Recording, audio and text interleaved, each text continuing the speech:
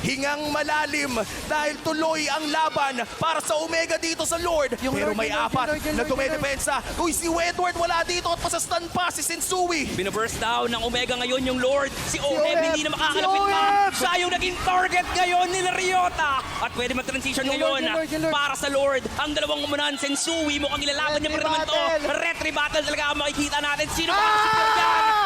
Sensui with the retry. Makakatakas ba siya dito? Mukhang hindi na. Ang call na lang ng Omega ay Boy siya, patayin. boy siya, boy Pero siya. makakapag-ikot-ikot. Mekus na talaga. Megus mo na yan kasi si Renny J kailangan pa tumakas. Pinadiran na pero umiikot na ang bola para kay Andorio. Kung Fu Master versus Kung Fu Panda. Pero hindi yan si Akai, si Baksha yan. At pinabato niya ng gulong dito si Renny J pero baka Renny J to. Buhay pa din! Wow! Makakaiwas lang siya doon. At